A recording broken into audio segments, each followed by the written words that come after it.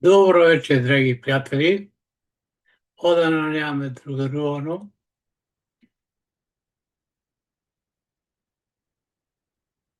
Преко видео анализа вечерва ќе зборувам малку за Македонија.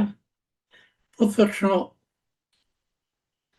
кога Меркел пред да тргне ретроградно, мислам, тој ден кога тргна ретроградно на 30 јуни, уште ретроградно до 20 јули, објави видео во кое јасно укажа дека владата треба да го преспие јули. Малку ми изритира и после 2 недели го тргнав сам видеото од YouTube, бидејќи не ме послушаа. Зошто го зборам? Македонија е една од ретките земји во светот која може да ги контролира настаните од час во час што се случуваат со неа. Ово го зборувам и како новин аналитичар, бидејќи дипломирав Југословенски институт за новинарство, општи смер група аналитичари, но го зборувам и како личност која долго време, од 83 како студент, ја истражувам парапсихологијата и астрологијата, буквално ја донесов астрологијата во Македонија. Зошто велам Македонија е ретка земја која може да се контролира? Од причини што ретко која земја знае својот час на создавање. Во почетокот јас грешев, признам, кога прашам Македонија, го земав 21 часот кога покојниот претседател Киро Глигоров во 21 часот кажа дека референдумот е успешен.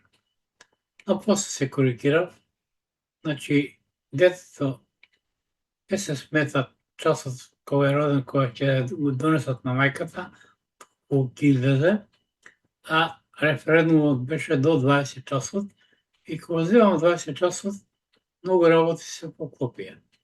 Што кажува дека Македонија е родена во знакот на девица, значи на 8 септември 1991, збораме за Република Македонија, за мен никош не е северна,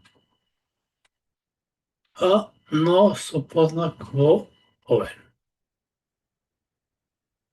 И во неколку реченици кој зборува за ретрограден Меркур, кажат дека владата треба да го преспие јули месец.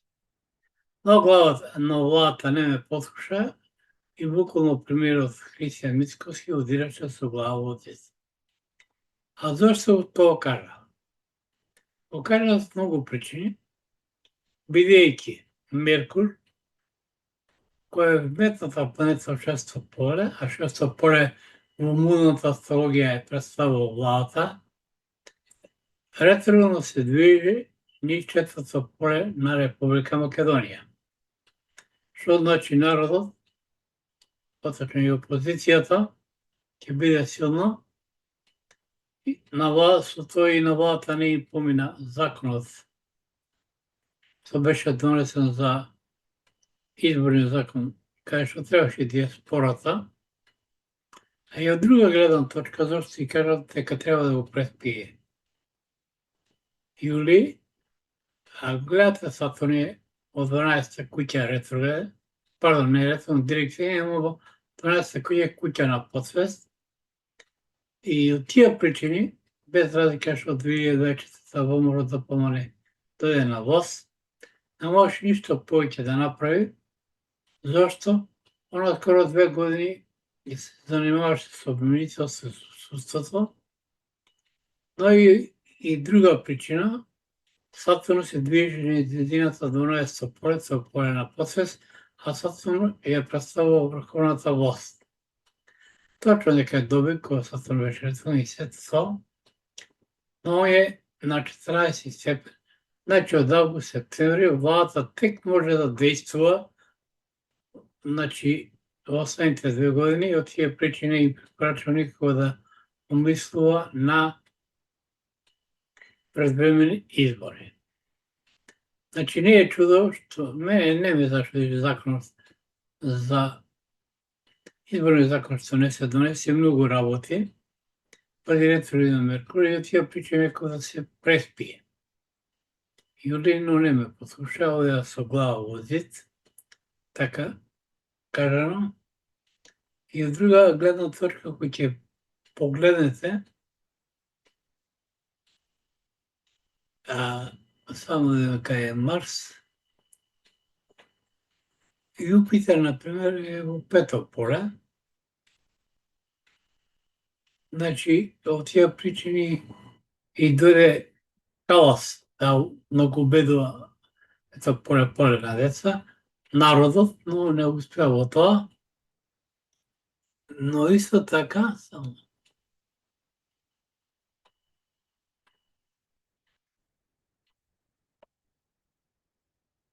Марс е во, само го бараме Марс каде е сега. Да, Марс е во второ поле, што значи владата има проблеми веќе месеци и пол со на финансиско поле. Тој ќе потрае до септември скоро, средното половината на август, после Марс влегува во трето поле, значи комуникативност ќе се зголеми, бидејќи познак Овен, а Совенот, Марс владее Совенот. Значи, годинава, Јупитер, која е планета на среќата, транзитира низ пето поле, владата ќе има подршка, после тоа, значи, треба да искористи до декември месец. Од декември Јупитер ќе биде ретрограден, но ќе видиме каде ќе се наоѓа. Мислам, ќе биде во пето поле и некаде до април следната година, а таму ќе биде и Марс. И треба да се внимава по нова година да не се предизвикаат од јануари, особено до април, некои конфликти